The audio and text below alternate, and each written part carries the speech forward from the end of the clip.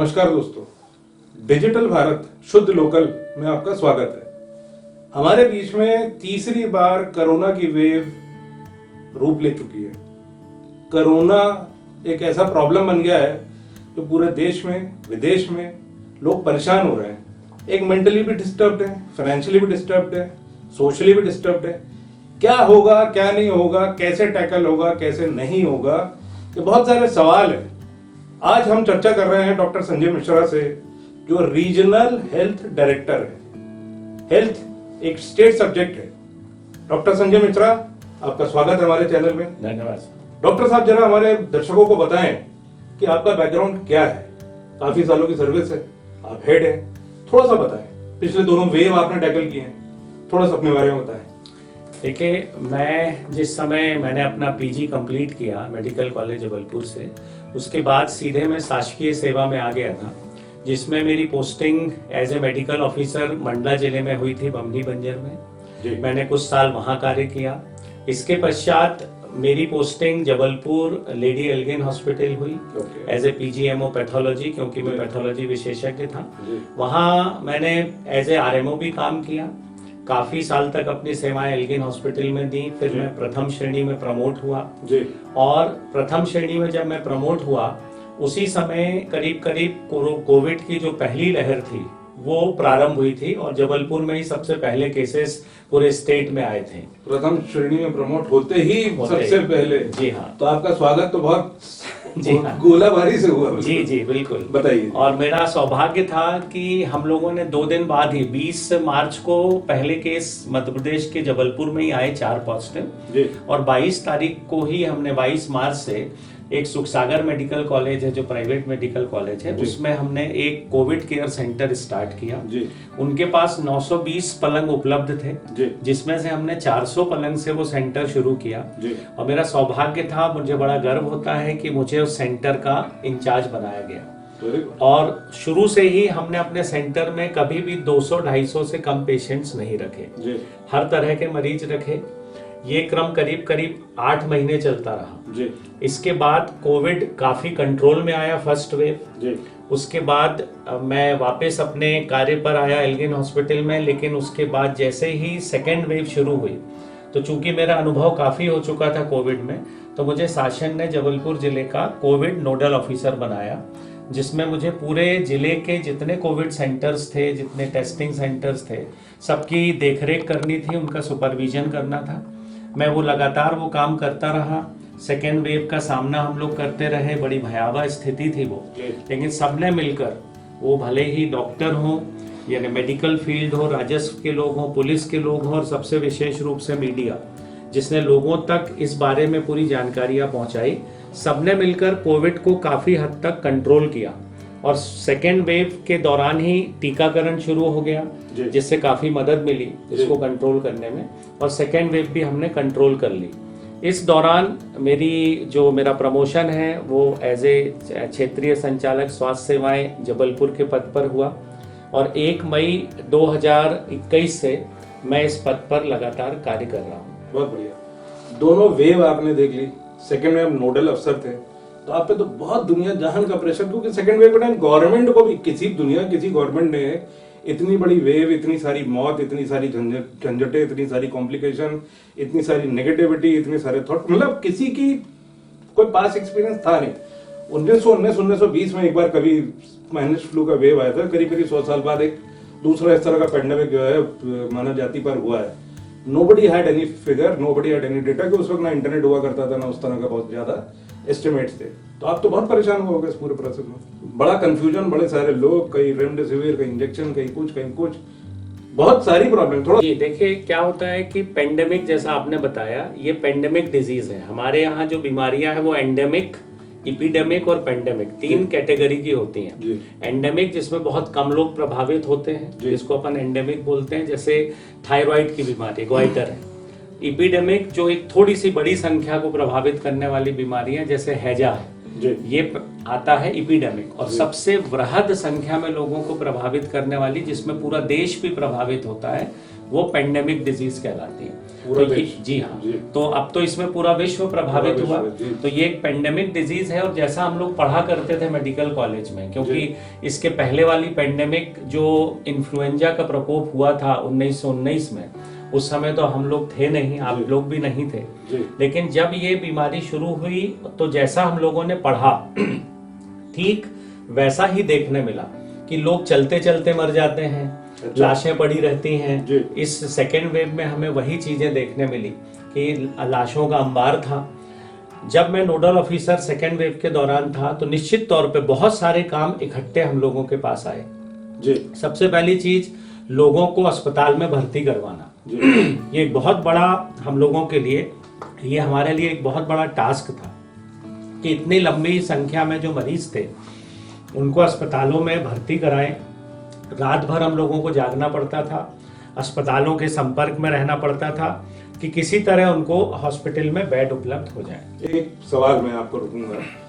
Typical patient 25, 30 lakh, 28 lakh जो भी जबलपुर की जनसंख्या है, आम आदमी को ये नहीं पता कि मेरा अगर मान लो मुझे कुछ हो गया, मेरे घर वालों में किसी को कुछ हो गया, जानकारों में किसी को कुछ हो गया, तो मेरे को एडमिट होऊंगा कैसे। तब के टाइम में लोग परेशान होते रहते थे, फोन करते रहते थे अपने जानने वालों को, बेड दिलवा दो, बेड दिलवा। कोई प्रोसेस है आपकी बात थर्ड वेव के हिसाब से? अगर मैं अभी आऊंगा आपके पास थर्ड वेव के बारे में बात करने, उस वक्त कोई प्रोसेस था कि कैसे आपको बेड मिलेगा या कैसे आपका रिलोकेट होगा? कुछ था उस वक्त प्रोसेस बनाया होगा? जी देखिए, क्योंकि फर्स्ट वेव का सामना किया हुआ था, सेकेंड वेव निश्चित रूप से उससे काफी गुना अधिक प्रभावी रही। जी। तो हम लोगों को ये संकेत था पहले से, तो हम लोगों ने जो प्राइवेट हॉस्पिटल्स के लिए अपने डॉक्टरों का एक दल निर्धारित कर दिया था जी। कि ये प्राइवेट हॉस्पिटल्स को देखेंगे और गवर्नमेंट अलग, और गवर्नमेंट के अलग। इसके उनके नंबर्स हम लोगों ने फेसबुक पर, सोशल मीडिया पर हम लोगों ने नाम और फोन नंबर दिए थे कि कभी भर्ती होने में कोई असुविधा हो तो इन्हें संपर्क करें। डॉक्टर्स एक तरह से आपने एक कॉल सेंटर टाइप का बना दिया, या कुछ लोगों के पास नंबर्स हैं और ठीक है। तो ये भी प्रॉब्लम रही होगी कि बहुत से लोग फोन करते रहते होंगे, अनाप शनाप फोन करते रहते होंगे, और हर किसी को जवाब दे पाना बड़ा इम्पॉसिबल काम है। आप 3 नंबर दोगे, 10 नंबर दोगे, 20 नंबर दोगे, 300 नंबर तो दे नहीं सकते। वॉल्यूम ऑफ कॉल तो उस वक्त बेइंतहा बहुत ज्यादा रही होंगी। तो आता हूँ उस वक्त की समस्याओं के हिसाब से, और कभी आज का मुद्दा मोर इस विषय में लेकर जाना चाहते हैं कि अब फर्स्ट वेव निकल गई, सेकंड वेव निकल गई, थर्ड वेव की क्या तैयारी है? थर्ड वेव के लिए हम पहले 2 वेव से कुछ ना कुछ हमने बहुत कुछ सीखा होगा, मेंटली भी और कैपेबिलिटी पॉइंट ऑफ व्यू से, और कैसे क्या है। तो मैं अपना थर्ड वेव की तरफ भी चलना चाहता हूँ। अपना बेसिक जो एरिया ऑफ टॉपिक है, जो भी हम अपने दर्शकों को बता सकेंगे थर्ड वेव के लिए। Now we are better prepared as we have learned. बहुत सारे लेसन हमने पिछले 2 वेव से सीखे। उससे पहले मैं ये थोड़ा जानना चाहता हूँ कि जो हमारा जो हेल्थ का जो डिपार्टमेंट है, उसका हायरार्की क्या है, उसकी स्ट्रक्चर क्या है, चलता कैसे है? छोटे से छोटे लेवल से ऊपर के लेवल तक का जो सिस्टम है, उसके बारे में थोड़ा बताइए। देखिए, हमारे हेल्थ सिस्टम में जो सबसे छोटा स्तर है, जो सबसे छोटी फैसिलिटी जिसको हम बोलते हैं, वो है हेल्थ एंड वेलनेस सेंटर। जी। जो हम एक गांव के स्तर पर करीब 15,000 की जनसंख्या पे स्थापित करते हैं। 15,000। हेल्थ एंड वेलनेस सेंटर को सुपरवाइज करने के लिए हमारे प्राथमिक स्वास्थ्य केंद्र होते हैं, प्राइमरी हेल्थ सेंटर PHC, जिसमें एक इंचार्ज मेडिकल ऑफिसर होता है, स्टाफ नर्सेज होती हैं, और भी बहुत से पद हैं। तो हेल्थ एंड वेलनेस सेंटर को सुपरवाइज करने के लिए उससे ठीक ऊपर PHC है। PHCs को सुपरवाइज करने के लिए उसके ठीक ऊपर हमारे सामुदायिक स्वास्थ्य केंद्र होते हैं, CHC, जिसमें करीब करीब 10 डॉक्टर्स होते हैं। कम्युनिटी हेल्थ सेंटर, और उसमें 30 बिस्तरों की भर्ती सुविधा भी उपलब्ध होती है। प्राथमिक स्वास्थ्य केंद्र पे 10 पलंग होते हैं, कम्युनिटी हेल्थ सेंटर पे 30 पलंग होते हैं। ठीक है। उसके ऊपर हमारा वो है जिला अस्पताल। ठीक है। और जिला अस्पताल में हमारे जिलाधिकारी होते हैं, जैसे मुख्य चिकित्सा एवं स्वास्थ्य अधिकारी हुए, जिला स्वास्थ्य अधिकारी हुए, सिविल सर्जन हुए, और ये करीब करीब 200 से 250 और यहाँ तक कि कुछ हमारे अस्पताल मध्य प्रदेश में 700 पलंगों के हैं, जो जिला अस्पताल है। इसके अतिरिक्त इससे ठीक ऊपर हमारे जो उप संचालक स्वास्थ्य सेवाएं होते हैं, जो इनको कंट्रोल करते हैं। उप संचालक से ऊपर संयुक्त संचालक होते हैं। ठीक है। और संयुक्त संचालक से ऊपर फिर आजकल क्षेत्रीय संचालक स्वास्थ्य सेवा, जिस पद पर मैं हूँ। जी। तो इस तरह से बहुत सारे हमारे ऐसे कैडर हैं जो एक दूसरे से सतत संपर्क में रहकर, और एक पूरा सिस्टम हम लोग बनाते हैं कि किस तरह से किसी भी प्रक्रिया को नियंत्रित करना है। ठीक है जी। अब इस तरह का आपका सेटअप बना हुआ है, आप लोगों के सामने एक टास्क है, 2 बार आप पर्सनली अलग अलग कैपेसिटी में उसको झेल चुके हैं, आपने बड़ा वाइड स्पेक्ट्रम, आपके बारे में श्योर कि आपने बहुत बेटर अपनी टीम प्रिपेयर की होगी, उनको मेंटली वो भी लोग भी इस प्रोसेस के थ्रू गुजर चुके हैं तो बेटर प्रिपेयर्ड होंगे। तो मेरा पहला सवाल साहब ये है कि जो पेशेंट की टेस्टिंग होती है वे इंफॉर्मेशन कमांड कंट्रोल सेंटर में जाता है, जैसे मैं हूँ, मेरे को कोई प्रॉब्लम हुई और मेरी टेस्टिंग हुई तो मैं वहां से बेड तक कैसे पहुंचूंगा, वो थोड़ा सा बताइए आप। देखिए क्या होता है कि जिस भी अगर पॉजिटिव निकला तो जी, सबसे पहली चीज तो जो आपने पूछा टेस्टिंग के लिए, तो टेस्टिंग के लिए हमारी टीम्स बनी है। एक तो हमारे जितनी भी फीवर क्लिनिक है, जैसे इस समय जबलपुर में 62 फीवर क्लिनिक काम कर रहे हैं, तो लोग जाकर उस फीवर क्लिनिक में अपना टेस्ट करा सकते हैं जिनको ऐसा लगता है कि थोड़े बहुत लक्षण महसूस हो रहे हैं, सर्दी खांसी बुखार, यदि ये लक्षण हैं तो करीब 62 हमारी फीवर क्लिनिक काम कर रही हैं, तो लोग जाकर वहां अपना टेस्ट करा सकते हैं। ये कहाँ पर है ये फीवर क्लिनिक? ये हमारे जितने भी अर्बन पीएससीज हैं, जैसे शहर में भी जो हमारी अर्बन प्राइमरी हेल्थ सेंटर्स हैं, इसके अलावा हमारी अर्बन सीएचसी हैं जी, कम्युनिटी हेल्थ सेंटर, ये अर्बन एरिया में भी है। पेरीफेरी की जहां बात करें तो जितने भी हमारे सामुदायिक स्वास्थ्य केंद्र, पेरीफेरी में जितने प्राथमिक स्वास्थ्य केंद्र हैं, जितने हेल्थ एंड वेलनेस सेंटर्स हैं, सबको हमने फीवर क्लिनिक का नाम दिया है। फीवर क्लिनिक, हाँ, मतलब उसको कि जिसमें इसलिए कि लोगों को लाइक बुखार आए तो जाना है। करेक्ट। तो उसमें टेस्ट कैसे करते हैं? जी, वहाँ पर टीम है, हमारे लैब टेक्नीशियंस ट्रेंड किए गए हैं इसके लिए जी। वो आरटीपीसीआर का सैंपल लेते हैं जी। जरूरत पड़ने पे ऐसा लगता है बहुत आवश्यक है तो रैपिड टेस्ट भी आजकल होता है जी, तो रैपिड एंटीजन टेस्ट भी करते हैं, जो कि अब हमने कम कर दिए हैं जी। आरटीपीसीआर के सैंपलिंग वहां होती है जी। जो भी इसके अलावा हमने मोबाइल यूनिट स्थापित की जी। कि यदि कोई नहीं पहुंच पा रहा है जी। तो एक जैसे मारुति ओमनी है, हाँ, उसमें हमने अपना स्टाफ रखा है, वो जाकर सैंपल लेते हैं, बहुत वृद्ध लोग हैं। आरटीपीसीआर रिपोर्ट आने में कितना टाइम लगता है? जी, अभी सरकार के जो निर्देश है कि 24 घंटे के भीतर हमको रिपोर्ट देनी है। तो आप वहां से सैंपल कलेक्ट करते हैं, वो आपके टेस्टिंग लैब में आती होगी, फिर वापस रिपोर्ट जाती है, उसका नाम नंबर डिटेल जो है जी, ठीक है। तो यही प्रोसेस, क्योंकि टेस्टिंग में करीब 6 से 8 घंटे का समय लगता है, लेकिन टोटल प्रोसेस में 24 घंटे दिया है। तो जिस समय हम जिस व्यक्ति का टेस्ट ले रहे हैं उसके लिए एक फॉर्मेट है पूरा, जिसमें उस व्यक्ति की पूरी जानकारी है, नाम से लेकर फोन नंबर से लेकर एड्रेस से लेकर सब कुछ, और यहाँ तक कि अब हम लोगों ने इसका ऐप जो बनाया था, तो जो हमारी टीम है उसके सभी सदस्यों के पास वो ऐप है, तो वो मोबाइल में ही उसकी पूरी डिटेल्स एंटर। इस ऐप का नाम क्या डॉक्टर साहब जरा बताएं ना? ये कोविन है। कोविन नेशनल लेवल पे जी जी जी, अच्छा, वही चीज हर जगह, मतलब हर जगह जी जी बिल्कुल डीप डाउन पर्कुलेट हो चुकी है, वो डिस्ट्रिक्ट वाइज पर्कुलेट हो रही है। जो केस पॉजिटिव यदि जबलपुर में आ रहा है तो दिल्ली में भी दिखाई देगा। अरे वाह, तो इसलिए सिस्टम बहुत डेटा इंटीग्रेशन बहुत अच्छा किया जी, पूरा पुख्ता इंतजाम सरकार ने किया है। तो अब वो सैंपल के समय उसकी पूरी जानकारी आ गई, वो सैंपल उसका चला गया।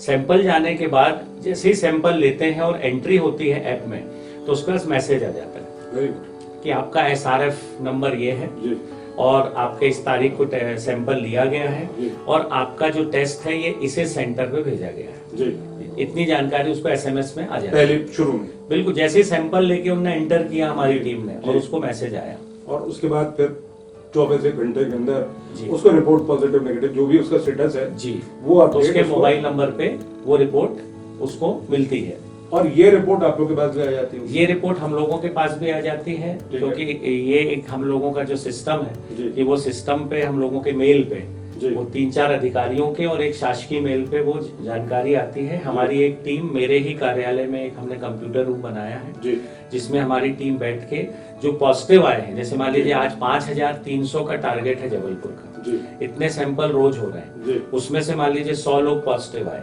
तो हमारी टीम तुरंत उनको सर्च करके और वो नाम तुरंत मेल करते हैं कोविड कमांड सेंटर में, जो स्मार्ट सिटी ऑफिस जी। वहाँ हमारी डॉक्टर्स की टीम बैठी, हम लोगों ने वहाँ करीब 40 आयुष डॉक्टर्स के ड्यूटीज लगाई, ठीक है जी।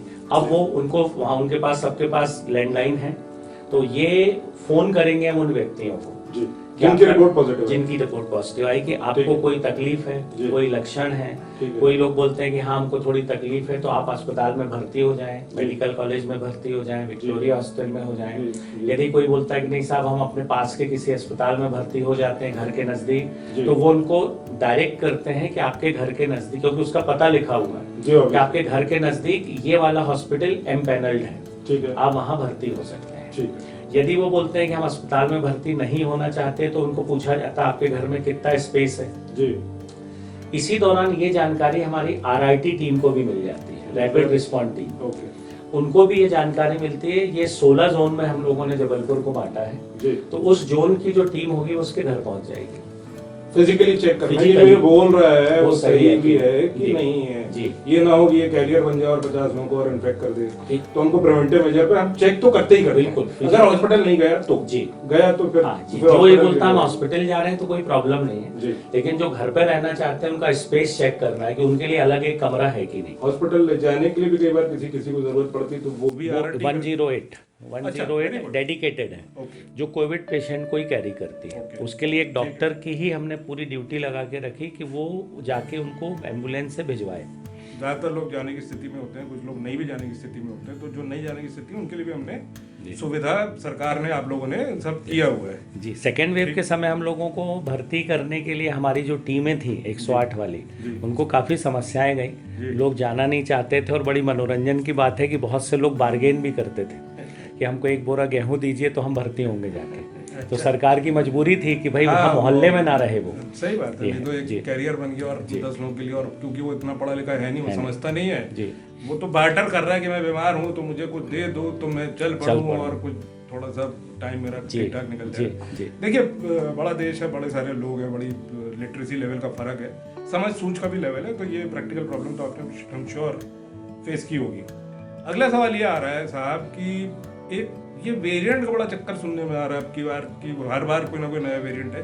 तो ये वेरिएंट देखिए ये कहाँ से बना, ये वायरस कहाँ से आया, क्या हुआ, ये तो बड़ा एक डिबेट का इशू है। इसके बारे में बहुत ज़्यादा किसी को कोई भी मैं समझता हूँ ठीक से नहीं बोल सकता, अंदाज लगाया जाता है कि यहाँ से हुआ होगा वहाँ से हुआ होगा। अब इसको झेलते हुए पूरी दुनिया को 2 साल करीब करीब हो रहा है। दिसंबर 19 से शुरू हुआ था, जनवरी 22 हो गया, 20 पूरा निकल गया, 21 पूरा निकल गया। 2-3 वेरिएंट बड़े जोर जोर से आए इसमें। अभी बोत्सवाना वेरिएंट जिसको हम ओमिक्रॉन बोल दिया, फिर IHU एक फ्रांस का वेरिएंट। ये वेरिएंट क्या होता है सर, ये व्हाट इज दिस वेरिएंट? देखिए क्या होता है कि कोई भी जो वायरस है, वायरस का एक कैरेक्टरिस्टिक जेनेटिक मटेरियल होता है जो वायरस की सेल के भीतर रहता है। वो एक केमिकल सब्सटेंस है जिसको हम RNA कहते हैं जी। अब वो वायरस मान लीजिए व्यक्ति में संक्रमण शुरू करता है। जब संक्रमण शुरू होता है हम लोगों में, जब उस बीमारी के लक्षण आते हैं, पहली चीज़ तो हमारे शरीर का ही जो इम्यून सिस्टम है वो उसका फाइट करता है। दूसरा, हम लोगों को जो सिम्टम्स आते हैं उसकी दवाई हम लोग लेना शुरू कर देते हैं, तो वो एक अलग फाइटिंग शुरू हो गई। तो अब वायरस को बचना है, तो वायरस को बचने का तरीका सिर्फ यही होता है कि क्योंकि ये दवाइयाँ और हमारा इम्यून सिस्टम उसको पहचान चुका है, उसको मार देगा। तो वायरस का ये गुण है कि जो उसका जेनेटिक मटेरियल है वो अपने जेनेटिक मटेरियल में थोड़ा सा चेंज कर लेता है बचाने जी, जिसको अपन बोलते हैं वेरिएंट। जैसे हम लोग भी अपने जीवन में विभिन्न जैसी तकलीफें फेस करते हैं, उस हिसाब से व्यवस्थाएं कर लेते हैं जी हाँ। पहले हम लोग आग जलाते थे अपने ठंड से बचने के लिए, अब हीटर लगा लेते हैं। तो ठीक इसी तरह वायरस भी अपने जेनेटिक मटेरियल को चेंज करके दूसरे तरह में परिवर्तित होता है, जिसको हमारा इम्यून सिस्टम को उसको मारने में फिर थोड़ी दिक्कत होगी, कुछ समय लगेगा। इसको कहते हैं म्यूटेशन। इसको म्यूटेशन कहते हैं। और जो जैसे पहले अल्फा था, अल्फा चेंज होके हो गया बीटा, बीटा के बाद हो गया गैमा, गैमा वेरिएंट चेंज हुआ डेल्टा, डेल्टा चेंज हुआ डेल्टा प्लस। अच्छा, और 3 वेरिएंट पहले आए डेल्टा आने के पहले। हाँ, बीटा गामा के बारे में वो बहुत साइलेंटली वो जो फर्स्ट वेव में आया था, शुरू में आया, लड़ के चला गया और अपना सबसे ज्यादा नुकसान पहुंचाया अपन लोगों को डेल्टा और डेल्टा प्लस ने, जो सेकेंड वेव में थे। अब अपन ने उसका प्रतिरोध किया, दवाइयां दी, अपना इम्यून सिस्टम कारगर हुआ, तो उसने फिर अपना प्रतिरूप बदला और वो हो गया अब ओमिक्रॉन। तो ये है वेरिएंट उसके। तो मतलब फिर इससे ये भी कह सकते हैं कि आने वाले समय में और नए वेरिएंट आते रहेंगे। ये अभी जाने वाली चीज तो है नहीं। इंटेंसिटी की बात जरूर जो है वो वेरी करेगा, कि कौन सा कितना किस लेवल में म्यूटेट हो गया है और उसका डैमेज ह्यूमन बॉडी में कितना क्या हो रहा है, वो एक समय के साथ ही पता चल सकता है, अभी कह पाना बड़ा मुश्किल है। बिल्कुल।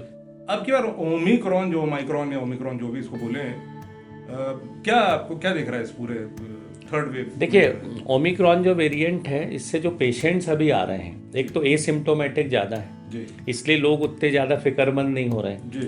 और लेकिन सबसे महत्वपूर्ण बात है कि इसकी जो इन्फेक्टिविटी या इसकी जो संक्रमणशीलता है वो डेल्टा प्लस से करीब करीब 5 से 10 गुना ज़्यादा है। इसलिए आपको अभी नंबर ऑफ केसेस ज़्यादा दिख रहे हैं, कम समय में ज़्यादा लोग इन्फेक्ट हो रहे हैं, क्योंकि ये पहले से तय था, वैज्ञानिक अध्ययन था कि ये वाला वेरिएंट इन्फेक्टिविटी इसकी बहुत ज़्यादा होगी, इंटेंसिटी उतनी ज़्यादा नहीं, इंटेंसिटी ज़्यादा नहीं है। इसलिए आप देखिए लक्षण जो हैं, मतलब अब तो ये लोग बोलने लगे कि I am positive because I have tested, ये स्थिति, क्योंकि लोग जिसका टेस्ट करो कहीं ना कहीं निकल आ रहा है। अच्छा, लोगों को अगर विश्वास ही नहीं होता कि हमारा पॉजिटिव आ गया, हमको तो कोई तकलीफ ही नहीं। तो इस कारण इसकी जो इन्फेक्टिविटी बहुत तेज है, लेकिन गंभीर लक्षण नहीं आ रहे हैं। इसलिए मरीजों में आप देखें कि हॉस्पिटलाइजेशन बहुत कम है, नहीं के बराबर है, और डेथ रेट भी नहीं के बराबर है।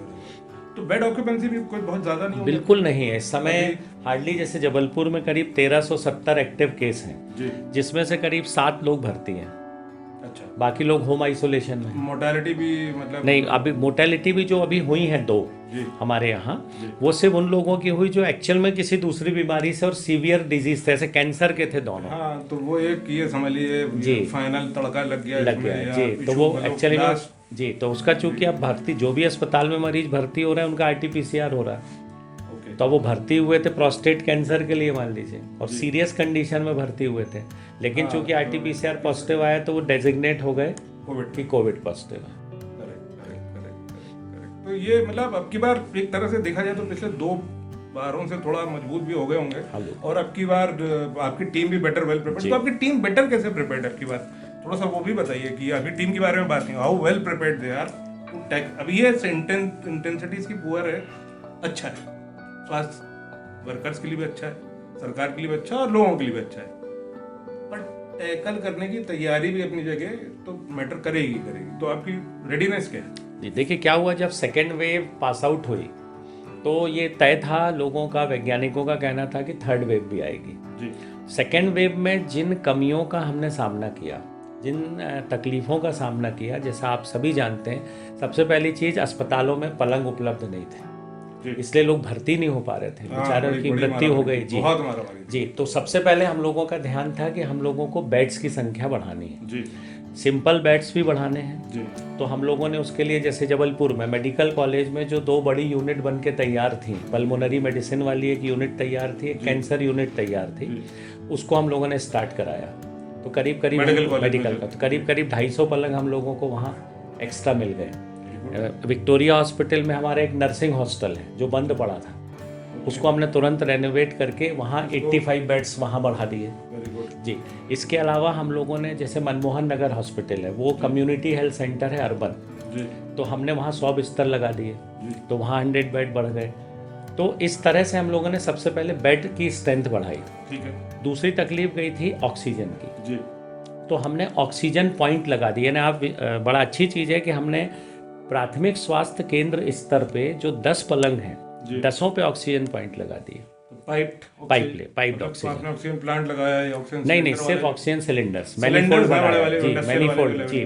बना के पाइप से कनेक्टिविटी कर दी जी, क्योंकि तो पेशेंट को जरूरत पड़ने पे उसको ऑक्सीजन PSC लेवल पे मिल जाएगी। अच्छा, जो पाइप जो लगती है, ये पाइप लगती है डुअल, जो नोज पे लगती है, या पूरा मास्क? दोनों तरीके हैं उसके, जो भी उपलब्ध है। मैं समझता हूँ ऑक्सीजन तो वेस्ट हो जाती होगी, बाहर निकल जाती होगी। जी, बिल्कुल ऐसा है। तो इसलिए अपन कोशिश ये करते हैं कि मास्क के द्वारा उसको दें ऑक्सीजन, कोशिश यही होती है जिससे मैक्सिमम ऑक्सीजन उसको मिल सके और एयर में ना जाए।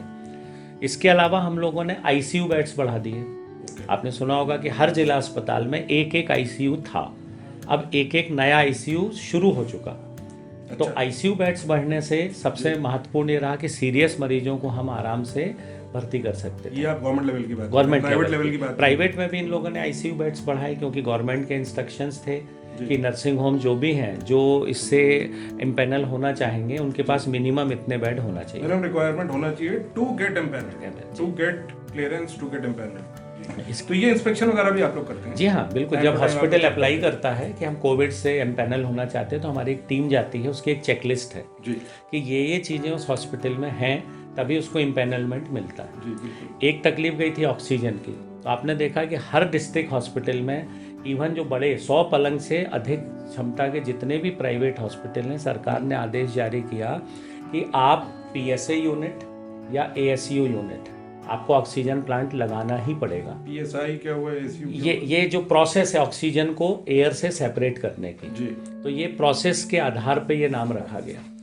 ओके। तो जी, तो कहने का अर्थ ये है कि इनकी ऑक्सीजन प्लांट अपन साधारण शब्दों में इसको बोलते हैं। तो ऑक्सीजन प्लांट स्थापित हो गए। अब जैसे हो गए जबलपुर, ऑक्सीजन जी हाँ, जैसे जबलपुर जिला अस्पताल है, इसमें 2 ऑक्सीजन प्लांट जिसकी कैपेसिटी 570 लीटर पर मिनट ऑक्सीजन देने की है। अच्छा। तो 2 प्लांट लग गए, मतलब 1000 लीटर पर मिनट से ऊपर ऑक्सीजन मिलेगी। इसके अलावा हम लोग लिक्विड मेडिकल ऑक्सीजन के प्लांट 6 किलो लीटर के भी सैंक्शन हो गए हैं और उसका काम चल रहा है। जी, मुझे लगता है हार्डली 15 से 20 दिन में हमारे हर जिले में लग जाएंगे। तो मतलब ऑक्सीजन के लिए अस्पतालों को अब भटकना नहीं पड़ेगा। एक तो बहुत बड़ी मतलब पिछले और अब की बार का ये हो गया कि हमारी तैयारी, प्रिपेयर्डनेस, रेडीनेस इस प्रॉब्लम को, ये बात और है कि अब की बार ऑक्सीजन की ऐसी बड़ी मारामारी नहीं मची है और लकीली मतलब हमारी सोसाइटी और हम आप लोग को ऐसा कोई प्रेशर नहीं आया कि पिछली बार ऑक्सीजन को लेके बहुत ज़्यादा तूफान मचा, बहुत कैजुअलिटी भी हुई है, बहुत लोग परेशान भी हुए हैं। तो this time we are better prepared, Jabalpur is better prepared. आपके सुपरविजन, आपके जी, ऑक्सीजन की बिल्कुल सैचुरेट है सब हॉस्पिटल्स। और तीसरी समस्या लोगों को गई थी कि कोविड से संबंधित जो टेस्ट थे वो बहुत महंगे थे। तो गवर्नमेंट ने अब हर डिस्ट्रिक्ट हॉस्पिटल में और सिविल हॉस्पिटल और सामुदायिक स्वास्थ्य केंद्र स्तर पर सेंट्रल लैब बना दी है। इसकी कॉस्ट क्या है? सेंट्रल लैब आउटसोर्स करी, एजेंसी को दे दी, इंस्ट्रूमेंट उन्होंने लगाए, केमिकल्स उन लोग देते हैं, मैन पावर हमारा लगा है। अच्छा, जी, और उसमें अब बड़ी अच्छी चीज़ ये है कि हर अस्पताल में, गवर्नमेंट हॉस्पिटल में कोविड के जो भी टेस्ट होने हैं जो 7 से 8 हज़ार रुपए में होते थे अब फ्री ऑफ कॉस्ट हो रहे हैं। Very good. जी, मतलब अब एक तरह से जो मर्जी जाए वो फ्री, वो कॉस्ट सरकार बेयर कर रही है, सरकार पे उस एजेंसी को पे करती, गवर्नमेंट पे करती, डायरेक्ट उसको पे कर रही है, मतलब पेशेंट से नहीं, पेशेंट से कोई चार्ज नहीं। तो मतलब कहने मतलब ये भी दर्शकों, ये आप लोगों को भी ध्यान रखने की जरूरत है कि अगर आपको कोविड, कोरोना से रिलेटेड कोई भी सिम्टम आ रहा है तो आप फटाफट जाके अपना टेस्ट तो कम से कम करवाइए। पैसे की पेमेंट का चक्कर नहीं है, आपको टेस्ट करा के अपनी सुरक्षा, अपने परिवार की सुरक्षा सबसे पहले प्राथमिक रूप से देखना चाहिए। टेस्ट करवाना मैं समझता हूँ बहुत बहुत जरूरी है, जो आप बिल्कुल जल्दी कराएं अगर आपको प्रॉब्लम महसूस हो रही है तो। एक समस्या जो गई थी सेकेंड वेव में वो CT स्कैन की, बहुत तकलीफ में थे लोग। 5,000-6,000 रुपए CT स्कैन के चार्जेस लगते थे। CT स्कैन, हाँ बिल्कुल जी, आप HRCT आप और जमाने भर की भीड़ लगी रहती है, रात के 12 बजे नंबर आ रहा है जी, लंग का जो जी। अब HRCT के लिए CT स्कैन हर डिस्ट्रिक्ट हॉस्पिटल में लग गई है। जैसे जबलपुर में अभी करीब 15 दिन पहले इसका उद्घाटन हुआ, तो CT स्कैन मशीन भी आउटसोर्स करके अच्छा एक एजेंसी को अपन ने जगह दे दी, तैयार किया, उनने मशीन लगा दी। अब आप सोचिए 692 रुपए में जबलपुर के विक्टोरिया हॉस्पिटल में CT चेस्ट हो रहा है, जिसके 5-5, 6-6 रुपए लगते थे। देखिए सेकंड वेव और थर्ड वेव में सरकार ने बहुत कुछ सीखा समझा भी है और बहुत इम्प्रूव करने की कोशिश भी की है। सब जानते हैं कि ये मास प्रॉब्लम की एक इशू है जिसको टैकल करना बहुत जरूरी है। तो सरकार ने RT-PCR फ्री में टेस्ट करने की सुविधा दी। HRCT जो लंग टेस्ट करता है, बेसिकली लंग का इन्फेक्शन का लेवल क्या है वो चेक करता है HRCT, तब 5-5, 6-6, 7-7 हज़ार रुपये, और वो भी मतलब अनाप शनाप भीड़, अनाप शनाप सिरदर्द, बहुत जुगाड़ पौगे लगाने के बाद आपका नंबर आता था, कहीं इधर जाइए कहीं उधर सेंटर में जाइए। अब बहुत इजीली अवेलेबल हो गया और हमारे 672 रुपये में, तो ये तो बड़ी सराहनीय बात है, बहुत बढ़िया। तो जो सेकेंड वेव में, जी सेकेंड वेव में जो तकलीफें गई थी उससे हम लोगों ने सबक लिया, शासन ने भी सबक लिया और तैयारी इतनी अच्छी है कि यदि इस समय 6,000, 8,000, 10,000 केस भी जबलपुर में होंगे तो उनको भर्ती यदि करने की जरूरत पड़ेगी तो कोई मुश्किल नहीं होगी, ऑक्सीजन की कोई दिक्कत नहीं होगी। पिछली बार कितना मैक्सिमम वॉल्यूम कितना था? 1500 था अपना एक दिन मैक्सिमम। हाँ मैक्सिमम पूरे शहर में, पूरे शहर में जो पॉजिटिव आए थे एक दिन में, मतलब मैक्सिमम लोड एक दिन में सारे हॉस्पिटल नहीं, पॉजिटिव आए पेशेंट, पॉजिटिव पेशेंट्स की बात कर रहा हूँ। भर्ती तो एक दिन में अपने 7,500 तक हुए, हाँ, लेकिन उस पर समय वो पॉजिटिव नहीं थे, पॉजिटिव नहीं फियर थे फैक्टर में जी। अभी तो सिर्फ ये था कि किसी को सर्दी खांसी बुखार सेकेंड वेव में यदि शुरू हुआ डर के मारे तो वो सीधे अस्पताल दौड़ता था कि पलंग मिलेगा कि नहीं, तो आज ही से हो जाओ भर्ती, टेस्ट की रिपोर्ट आती रहेगी। फियर फैक्टर ज्यादा काम कर रहा था, रियल फैक्टर जो है वो कम था। थोड़ा सा ब्रेक लेंगे अभी, फिर मिलते हैं आपसे जल्दी।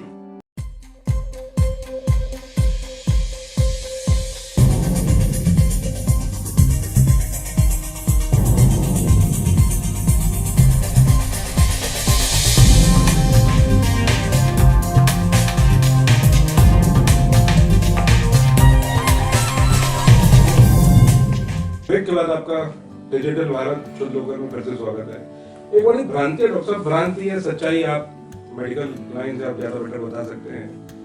क्या है, लोगों ने अपना पहले कोविशील्ड को वैक्सीन ये सब जो इंजेक्शन आए, उसके बाद लोगों को बड़ी भ्रांतियां थी कि इसको लगाने से ये प्रॉब्लम हो जाएगी। बहुत से लोग तो मैं जानता हूँ, अपने सर्कल में जानता हूँ, जो इन्होंने बड़ा डिले किया अपना वैक्सीनेशन कराने में, और उस वक्त शुरू में तो एक था, फिर दूसरा आया। तो क्या है आपका क्या कहना? आपका भी तो लोगों को लगे हुए पिछले अप्रैल से शुरू हुआ है, बल्कि कईयों को तो मैं समझता हूँ जनवरी फरवरी से शुरू हुआ है, साल भर करीब होने को आया है।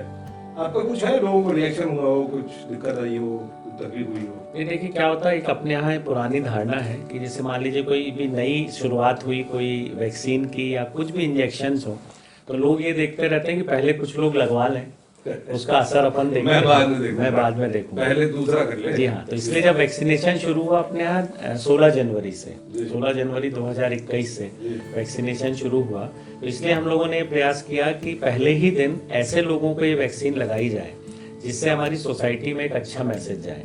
जैसे मैंने खुद भी उस दिन वैक्सीन लगवाई, CMHO साहब ने लगवाई, इसके अलावा हमारे जो जनप्रतिनिधि थे जितने सबको, जी बिल्कुल, मैं खुद करा रहा हूँ, तो मतलब मैं रेडी टू, जी जो भी प्लस माइनस होगा मैं उसको तैयार हूँ। जी जी। अच्छा, चूंकि एक मन में भ्रांति रहती है कि मुझे वैक्सीन लगी है कहीं कुछ हो ना जाए, एक साइकोलॉजिकल इफेक्ट बड़ा अपने यहाँ बुरा होता है, और लोग फिर उसको तरह तरह से सोचने लगते हैं कि यदि किसी कारण से उसका एक दिन बाद सिर भी दुख रहा है तो उसको लगता है वैक्सीन से हुआ है, यदि उसको ठंड लग रही है तो सोचते हैं वैक्सीन से, जबकि वैक्सीन से जो साइड इफेक्ट्स बताए गए थे वो सिर्फ यही थे साइड इफेक्ट्स कि एक हल्का सा बुखार आ सकता है। बुखार आना कोई खराबी नहीं है, क्योंकि वैक्सीन लगने से हमारे शरीर में एंटीबॉडीज बनती है, तो ये तो एक अच्छी चीज है कि हमको पता लग रहा है कि वैक्सीन ने असर किया है, उसको हम उस पॉजिटिव वे में लें।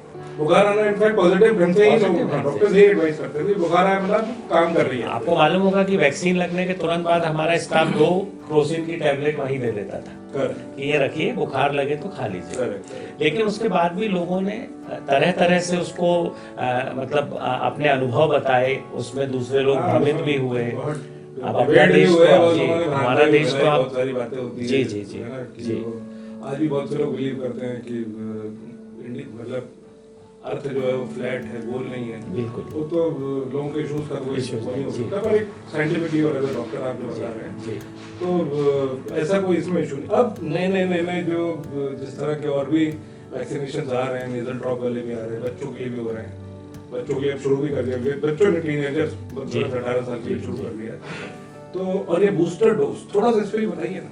देखिए क्या था कि जो पहली 2 डोज लगी उसमें सरकार हमेशा क्या करती है, जैसे फर्स्ट डोज लगी तो एक उनका ट्रायल के कुछ एक ग्रुप रहते हैं कि उसमें उन्होंने एंटीबॉडी टेस्ट किया और एंटीबॉडी के परसेंटेज देखते गए, और देखा उन्होंने कि फर्स्ट डोज के बाद, जैसे आपको याद होगा कि जब कोविशील्ड लगना शुरू हुई थी तो उसकी सेकेंड डोज 1 महीने में ही लगानी थी।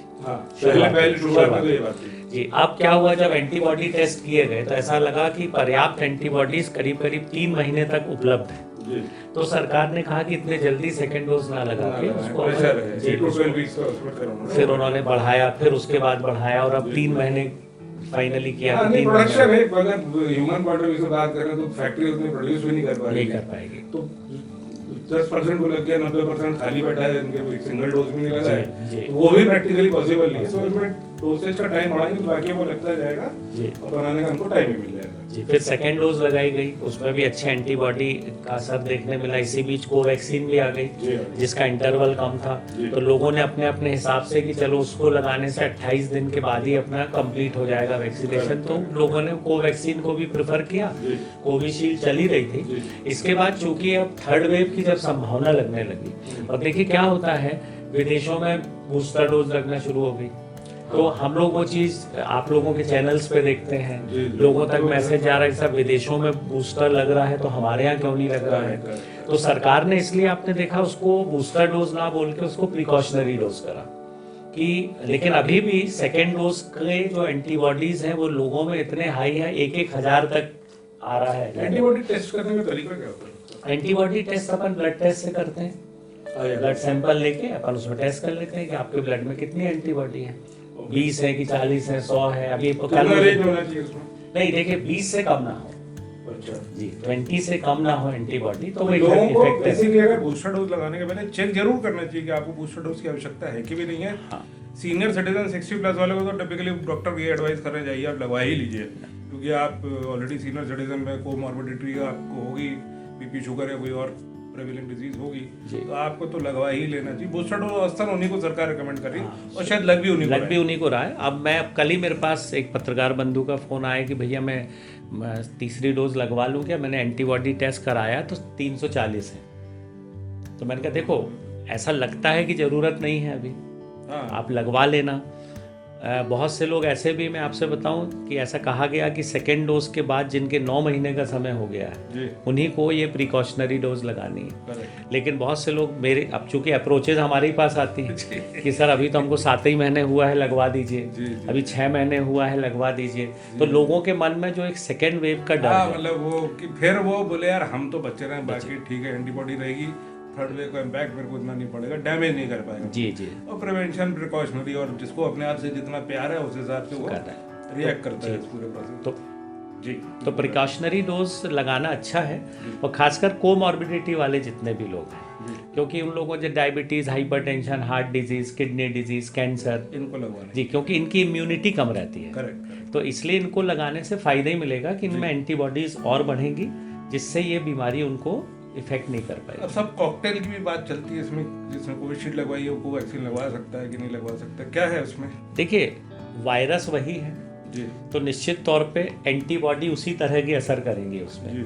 अब अलग अलग कंपनी अपने अलग अलग नाम से वैक्सीन बनाती है जी, और अपनी वैक्सीन को प्रमोट करने के लिए वो तरह तरह से उसके लाभ बताती है। जी, आपको मालूम है, जब हमारे यहाँ कोविशील्ड और कोवैक्सीन लग रही थी तो पेपर के फ्रंट पेज पे अक्सर छपा करता था कि जब वैक्सीन का एक डोज लगा तो उसके बाद कोवैक्सीन के फर्स्ट डोज के बाद कितने लोगों को, % लोगों को हुआ कोविड, कोविशील्ड के बाद लगने के कितने लोगों को हुआ।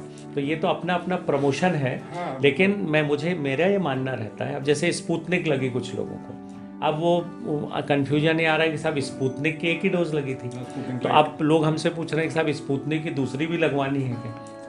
तो कहने का अर्थ यह है कि जी, तो कहने का अर्थ यह है कि कोई भी वैक्सीन हो उसका असर वही होना है, एंटीबॉडीज वही बननी है, क्योंकि वही एंटीबॉडी उस वायरस का विरोध कर पाएंगे। ऐसे मेरा अपना, मैं डॉक्टर तो नहीं हूँ पर मेरा अपना असेसमेंट यह है कि आपकी बॉडी एक पर्टिकुलर ट्रैक में ऑलरेडी सेटल्ड हो चुकी है। आपने मतलब एक्सपेरिमेंटेशन, अगर मैं अपनी बात करूँ तो मैं शायद एक्सपेरिमेंटेशन अवॉइड करूँ अनटिल कि मुझे मजबूरी पड़े, मिले नहीं। अगर मैंने कोविशील्ड लगवाई, मुझे नहीं मिल रही कोविशील्ड, अच्छा जो 60 के नीचे अगर वो लगवाना चाहें तो अभी वो सरकार ने अलाउ किया हुआ है? देखिए, अभी जो हेल्थ केयर वर्कर्स को, SCW, फ्रंट लाइन वर्कर्स को और 60+ जिनको कोमॉर्बिडिटी, 3 कैटेगरी को अभी लगा रहे हैं, और 15 से 18 का वैक्सीनेशन चल ही रहा है। जी, अब सरकार इसको जल्दी पूरा करके, 15 दिन का टारगेट है कि इनको कंप्लीट करना है। इसके बाद हाँ, फिर वो 60 से कम वाले विद कोमॉर्बिडिटी वाले शुरू करेंगे। जी, इस बीच वैक्सीन की भी पर्याप्त संख्या आ जाएगी, क्योंकि उनको फिर 15 साल से नीचे वालों को भी लगाना, 12 से 15 शुरू होगा फिर, तो वो शुरू होने वाला है। तो इसलिए सरकार को भी ये देखना होता है कि पर्याप्त वैक्सीन उपलब्ध हो। अपने जीवन काल में एक बहुत बड़े पेंडेमिक का तजुर्बा ले लिया साहब। मैं नहीं समझता हूँ कि पिछले आपके पूरे एक्सपीरियंस में इस तरह का इतना वॉल्यूम ऑफ वर्क और हेडेक और कॉम्प्लिकेशन आपने पिछले पूरे करियर में इतना जितना आपने पिछले 2-2.5 साल में जो देखा है। जी जी। ये तो और इसके ये संभागीय कार्यालय की सर एक सबसे बड़ी जिम्मेदारी ये है कि यहीं से पूरा जो सामान लगता है वो डिस्ट्रीब्यूट होता है। RT-PCR की टेस्टिंग किट हो या PPE किट हो या मास्क हो, पूरे संभाग में हमको बांटना है। रोज खींचातानी लगी रहती है जी। उसके अलावा वैक्सीन, या बाजू में हमारा वैक्सीनेशन स्टोर है, पूरे संभाग को हम लोग वैक्सीन बांट रहे हैं। हमारा स्टाफ बिल्कुल दिन रात काम कर रहा है। कभी रात को 3 बजे वैक्सीन आती, कभी फ्लाइट कैंसिल हो गई तो 4 घंटे बाद दूसरी फ्लाइट से आ रही है। ये वैक्सीन कोल्ड स्टोरेज में रखना होता है या जी, कोल्ड स्टोरेज में? नहीं, कोल्ड स्टोरेज आती भी, मतलब उसमें उसी में बॉक्सेस में आती है। वो डैमेज होने का स्कोप भी होता होगा? वो स्कोप तो बिल्कुल नहीं, क्योंकि थर्मोकॉल के बॉक्सेस है, बहुत अच्छी क्वालिटी। पीक समर्स में तो दिक्कत होती है। नहीं, उसमें अपन वो डालते हैं कोल्ड के लिए, ड्राई आइस। जी, ड्राई आइस डालते हैं अपन लोग, तो इसलिए कोई भी संभावना नहीं है गड़बड़ होने की। अच्छा, थर्मोकॉल बहुत अच्छा इंसुलेटर है, तो इसलिए उसमें टेम्परेचर चेंज भी नहीं होता। और हमारे यहाँ बराबर जनरेटर्स, फ्रीजर्स बहुत अच्छी क्वालिटी के, क्योंकि ये सीधे यूनिसेफ से आते हैं, WHO से। देखने वाली बात ये कितना ध्यान रखना पड़ता होगा, मेडिसिन टाइम से पहुँचे, बगैर खराब हुए पहुँचे, किस तरह से ये यहाँ से डिस्ट्रीब्यूट होके अलग अलग centre, regional health centre, district health centre, community centre, private hospital, इधर उधर कहाँ भेजना करना पड़ता होगा। कितना ज़्यादा मैनेजमेंट का काम है, इतना आसान काम है नहीं, बोलना करना आसान है, करने में बड़ी परेशानी जाती होगी। इतनी बड़ी जनसंख्या, इतनी बड़ी जिम्मेवारी, इसको टैकल करना है। सर मैं समझ सकता हूँ, एक एक आदमी का आपको ध्यान रखना है और समाज के हर तबके का ध्यान रखना है, बिल्कुल नीचे से नीचे और ऊपर से ऊपर तक। It's not a joke, you are shouldering a very very big responsibility. बहुत बड़ी जिम्मेवारी आप खासकर वैक्सीनेशन में, वैक्सीनेशन को लेके और बीमारी को लेके और उसके इफेक्ट से। तो एक तरह से ये मैं ये भी कहूँगा कि थर्ड वेव इतना हेवी नहीं पड़ रहा है, तो थोड़ा आपका प्रेशर भी कम होगा। जी जी, अभी वैक्सीनेशन का प्रेशर सबसे ज़्यादा है वैक्सीनेशन का, क्योंकि क्या होता, कभी अचानक हमको सूचना मिली कि सिवनी जिले के इस स्थान पर वैक्सीन खत्म हो रही है, तो हमको कहीं बालाघाट से वहाँ पहुँचवाना है। अच्छा, ये भी मंडला से रिसोर्सेज का हैंडलिंग करना है डिवीजन के भीतर। वो है। अभी हमारे पत्रकार भाई जो हमसे बोल रहे थे, कुछ लोगों ने सेकंड डोज लगवाई नहीं, फर्स्ट डोज लगवाई, लेकिन उनको कहीं कहीं से मैसेज आ गया कि आपकी सेकंड डोज ऐसा ऐसा भी हुआ है। ऐसे में क्या करना चाहिए? उन्होंने नहीं लगवाई लेकिन मैसेज आ गया। जी, क्या होता है, देखिए कि ये पोर्टल एक्चुअली में दिल्ली से कंट्रोल होता है जी। अब क्या हो रहा है कि मान लीजिए आपने एक फर्स्ट डोज लगाई थी जी, और कोविशील्ड लगाई थी, 90 दिन हो गए, अब आपका सेकेंड डोज का टाइम हो गया, और तो बहुत से, हाँ गए नहीं बहुत, तो बहुत से लोगों के पास ये मैसेज आ गए कि you have successfully completed second dose. ऐसा हुआ है पोर्टल में, अगर नहीं भी गए तो भी मैसेज आ गया। तो बहुत से लोगों ने मुझसे भी संपर्क किया कि सर, उसके बाद हम सेंटर में पहुंचे कि भैया हमको तो मैसेज आ गया, आप लगा दें। तो उन्होंने उसमें आपका आधार नंबर और मोबाइल नंबर डाला, तो बोले नहीं आपको लग चुका है, अब नहीं लगेगी। तो ऐसे हुई है। तो फिर हम लोगों ने उसके भी रास्ते निकाले, हमने उसके भी रास्ते निकाले कि आप कोई दूसरी आईडी की मदद लेके, क्योंकि देखिए वैक्सीन लगना इज मोर इम्पोर्टेंट। लगना, हाँ, हमने कहा कि अब आप इसमें मत पड़िए कि हमको, बहुत से लोगों ने हमको कंप्लेंट की कि साहब हम वहाँ सब शिकायत करेंगे। मैंने देखिए वो सब सेकेंडरी है, आप तो ये देखो कि आपको सेकेंड डोज लग जाए। ऐप में कोई कंप्लेंट रेजोल्यूशन का कोई सेंटर है, कुछ बेस है? जी है। मैं एज अ पेशेंट मैंने कोई किया और मेरे को प्रॉपर इन्फॉर्मेशन नहीं मिली, तो मैं ऐप में लिख सकूँगा साहब मेरे साथ ये गलत हो गया, या ये मेरा जो भी प्रॉब्लम हो, मतलब तो वो उसका रेजोल्यूशन का तरीका है उसमें है, अपन कंप्लेंट डाल सकते हैं उसमें बराबर। तो दर्शकों ये भी समझने वाली बात है कि आप कोविन ऐप पे जब जाएंगे और वहाँ पर कंप्लेंट रेजोल्यूशन का बेस भी है, उसमें आप लिख सकते हैं, बता सकते हैं कि आपकी समस्या क्या है, क्या दिक्कत गई है। बहुत से लोग जो है वो लेके अपना जिस वैक्सीनेशन सेंटर में पहुंचे होते हैं, वहाँ लेके पहुंच जाते हैं कि मेरा सर्टिफिकेट आ गया, ये मेरी इशू आ गई, आप ठीक करके दो। वो सेंटर सही जगह नहीं है आपका प्रॉब्लम ठीक करके देने के लिए। वो ऐप के अंदर जो कंप्लेंट रेजोल्यूशन बेस है, वो तरीका सबसे अच्छा है आपको अपना विषय पुटअप करने का। अगर आपको इंजेक्शन लगवाना है या दोबारा सेकंड डोज की ज़रूरत है या कुछ और है, तो आप सेंटर में जा सकते हैं। एक मोबाइल नंबर पे एक्चुअली में 4 लोग अपना रजिस्ट्रेशन करा सकते थे पहले। तो उन्होंने परिवार के 3 लोगों का या 4 लोगों का, दोस्तों का तक दे दिया मोबाइल नंबर। अब यदि उस मोबाइल, वो आपका दोस्त जिसको आपका ही नंबर यूज हो रहा है, वो वहाँ गया तो वो आपको भी मैसेज आ गया कि वो आपको लग गया। अच्छा, ये बात हुई। ये चेक करना बड़ा मुश्किल है जी। 4 लोगों ने कराया और इन्होंने कराया कि मैंने कराया कि उसने कराया। दूसरा सवाल साहब ये भी है कि अभी आज की डेट में कॉस्ट, जैसे कोई सरकारी अस्पताल में जाता है, उसको कॉस्ट क्या पड़ती है? अगर मैं करना पॉजिटिव हुआ, मैं ट्रीटमेंट के लिए जाता हूँ, तो मुझे कॉस्ट क्या पड़ती है ट्रीटमेंट कराने की सरकारी अस्पताल में? देखिए, गवर्नमेंट हॉस्पिटल में कोविड के इलाज के लिए कोई भी चार्जेस नहीं है जी। कुछ नहीं, जितने ब्लड टेस्ट होने हों, अब आपको बता दिया मैंने, CT स्कैन भी अब उपलब्ध हो गया। Blood test free of cost है, जो करीब 6 से 7 हज़ार के प्राइवेट में होते हैं। पलंग का कोई चार्ज नहीं है, ICU में भी कोई भर्ती उसका कोई चार्ज नहीं है। रेमडेसिविर इंजेक्शन यदि लगना हो वो भी फ्री ऑफ कॉस्ट है जी। तो गवर्नमेंट हॉस्पिटल में कोविड का उपचार पूरी तरह से करीब फ्री, छोड़ के कुछ भी नहीं है, कायदे से तो कुछ भी नहीं लेना। अच्छा जी, पूरा सरकार ने उपलब्ध कराया, दवाइयाँ पूरी उपलब्ध है, सब कुछ उपलब्ध है, एक्सेप्ट ये फैक्ट जरूर है कि भीड़ बहुत है जी। इंफ्रास्ट्रक्चर उतना वेल मेंटेन नहीं है जितना प्राइवेट वाले अपना करते हैं, तो अपना सेटअप उनको भी चलाना करना है। ठीक है। प्राइवेट में अभी आप बता रहे हो सरकारी गाइडलाइन आ गई, पहले तो लोगों ने बड़े बिल लिए और चीजें की है। अब सरकारी गाइडलाइन क्या है? सरकारी गाइडलाइन जो आ गई हैं कि उस समय जब सेकेंड वेव के समय ये शिकायतें हुई कि अस्पतालों ने बहुत रेट्स हाई किए हैं, तो सरकार ने ये एक उस पर हाई कोर्ट में केस भी लग गया था, तो ये निर्धारित कर दिया गया था कि जो अस्पताल के एक्चुअल रेट हैं कोविड मरीज के लिए, आप उससे 40% राशि ज़्यादा ले सकते हैं, उससे अधिक सरकार के जो उनके ओरिजिनल रेट है अस्पताल के। ओरिजिनल रेट कहाँ लिखे होते हैं? ओरिजिनल डिस्प्ले करना उनको नर्सिंग होम एक्ट में है। अच्छा जी, कि आपको जैसे मान लीजिए आईसीयू का पर डे चार्ज 3,000 रुपये मान लीजिए, तो उसमें 40% वो इंक्रीज करके कोविड वालों को रख सकते हैं। जी, ये नियम बना दिया। मन से कुछ भी चार्ज करने का विषय जब रोक लग गया तो और उसको डिस्प्ले करना है चार्ज कि कोविड, ये हमारे ओरिजिनल चार्ज हैं, ये कोविड के फॉलो होता है। नहीं, देखिए हमने टीम बनाई उस समय सेकेंड वेव में, आप के ही लोगों ने जाके देखा भी कि हम लोगों ने बाहर फ्लेक्स में बड़ा सा बना के कि बिल्कुल फ्रंट डोर पे लगाएं प्राइसिंग, क्योंकि हमारी टीम लगातार उसमें एसडीएम साहब भी रखे गए थे, तो ये टीमें जाके चेक करती थी कि ब्लड टेस्ट के चार्जेस, सीटी स्कैन के चार्जेस, आरटी-पीसीआर टेस्ट के चार्जेस और आपके बेड चार्जेस, नर्सिंग चार्जेस जो भी है।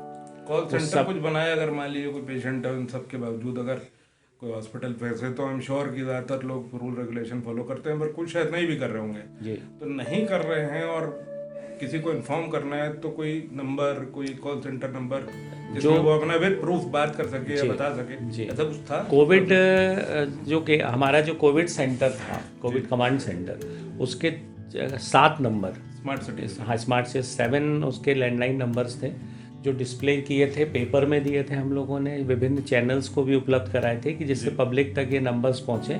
तो किसी भी तरह की यदि तकलीफ होगी तो आप इन सेंटर्स को फ़ोन कर सकते हैं। वहाँ से हमारे जो डॉक्टर्स प्राइवेट हॉस्पिटल्स के इंचार्ज बनाए गए थे सुपरवाइज करने के लिए, उन तक मैसेज आ जाता था। जैसे 2 अस्पताल किसी एक डॉक्टर के अंडर में, उस 2 अस्पतालों का जो भी इश्यूज होंगे वो फलाने डॉक्टर साहब टैकल करेंगे, ऐसा तो संभव नहीं कि सभी अस्पताल सभी टैकल करते हैं। नहीं। आपको डेडिकेटेड रिसोर्स हो गए कि 2 अस्पताल आपको देखने हैं, 2 आपको देखने, इस अस्पताल से समस्या कुछ भी। सब कॉल सेंटर का विषय मैं अपने टाइम में बताऊं, मैंने भी बड़ा एक्सपीरियंस किया कॉल सेंटर में। मैं कई बार फ़ोन करता तो फ़ोन उठते ही नहीं थे। अच्छा। जवाब नहीं मिलते थे या मिलते भी थे तो कहीं ना कहीं मैं अपने चैनल और अपने एक्सपीरियंस के माध्यम से जरूर बोलूँगा कि call centre is a very important control mechanism quality और सिस्टम को मेंटेन करने के लिए। कॉल सेंटर में जो लोग बैठे हैं वो वेल ट्रेंड होने चाहिए और कैपेबल होना चाहिए अगर ये सिस्टम को एफिशिएंटली वर्क करना है, क्योंकि आदमी झक मार के कहाँ जाएगा, या तो वो आपके पास भी है और आपके पास इतने सारे अगर क्वेरीज आने लगे तो आप काम नहीं कर सकते, इम्पॉसिबल है। आपकी टीम जो है वो अच्छा काम करेगी तो एफिशिएंसी तब पूरा सेटअप का होगा।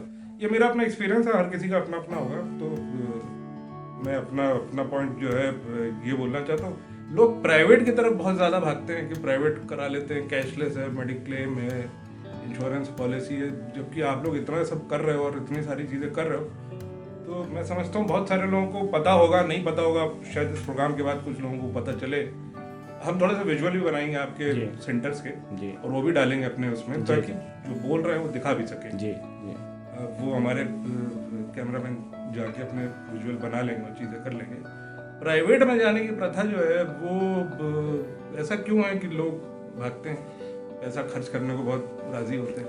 ये देखिए, आजकल जैसा आपने ही बताया कि आजकल ये जो स्कीम्स हैं वो बहुत चल रही हैं, बहुत सारी कंपनियां मेडिक्लेम के लिए लोगों को रजिस्टर कर रही हैं। तो उनको ये बताया जाता है कि जब आपकी तबीयत खराब होगी तो आपके ये 20 अस्पताल में से किसी भी अस्पताल में आप भर्ती करके और अस्पताल में इन्फॉर्म कर दीजिए कि आपका मेडिक्लेम है जी। तो एक तो चूंकि व्यक्ति के जेब से पैसा नहीं लगता, कैशलेस होता नहीं है, हाँ होता नहीं जी। तो उसमें भी हॉस्पिटल से करते हैं कि साहब कंपनी से 5 लाख रुपए दे रही है, आपका खर्चा 8 लाख हो सकता है, ये है। लेकिन कम से कम व्यक्ति को ये लगता है कि साहब मैंने यदि ये कराया है मेडिक्लेम तो उसका फ़ायदा लूँ, अस्पताल में भर्ती हो जाऊँ, प्राइवेट में क्यों ना, पहले मैं 2 के 10 रुपए दे दूँ। हाँ, तो इसलिए। और दूसरा मैंने आपको बताया कि उनको ये लगता है कि शायद गवर्नमेंट हॉस्पिटल में क्या मालूम अच्छा इलाज होगा कि नहीं, क्राउड बहुत होगा, भीड़ बहुत होगी। लोग बोलते हैं, मुझसे तक बोलते हैं कि साहब सरकारी में तभी इलाज अच्छे से होता है जब पहचान होती है। मैंने कहा ऐसा नहीं है भाई, इतने मरीज जो भर्ती हैं उसमें से 90% की तो कोई पहचान नहीं होती। जी, वो तो सिस्टम के पार्ट हैं और सिस्टम के साथ ही चलते हैं तो फायदा लेते हैं उसका। जी ठीक है साहब, मैं समझता हूँ कि बच्चों का अभी बचा हुआ है, अभी वो निकट भविष्य में वो भी आने की बात है। जो नेजल ड्रॉप वाला शुरू चल रहा है, गोली वाली बात भी आने की बात चल रही है। इंजेक्शन का टाइम शायद जाने वाला आने वाले भविष्य में। डॉक्टर साहब को ज़्यादा आइडिया होगा इन सब चीज़ों में। आपको तो अलग अलग कंपनी वाले अप्रोच करते होंगे कि हमारे प्रोडक्ट ले लीजिए और ये करिए और चीज़ें करिए। ठीक है डॉक्टर साहब, बहुत अच्छा लगा आपसे बात करके, बहुत ही वेल इन्फॉर्म्ड आपने लोगों को बताया। ज़रूरत पड़ेगी टाइम टू टाइम आपको अप्रोच करते रहेंगे, आपकी बाइट लेते रहेंगे, लोगों को आपके बारे में बताते रहेंगे। लोगों को आपकी इन्फॉर्मेशन में समझता हूँ बड़ा क्रिटिकल है जो आप बता पाए। और प्राइवेट वर्सेस गवर्नमेंट, और 672 रुपये में 4 सीटी हो रहा है। और अब की बार मैं आपको ये भी बोलूँगा, आपको साधुवाद दूंगा, आपने 2 वे बड़ी मेहनत करके निकाला है, तो इट्स नॉट अ जोक। आपको बहुत बहुत शुक्रिया सर, हमारी चैनल से आपको बहुत बहुत शुभकामनाएं। जबलपुर शहर तरक्की करे और स्वस्थ रहे। Thank you very much. Thank you sir, thank you very much.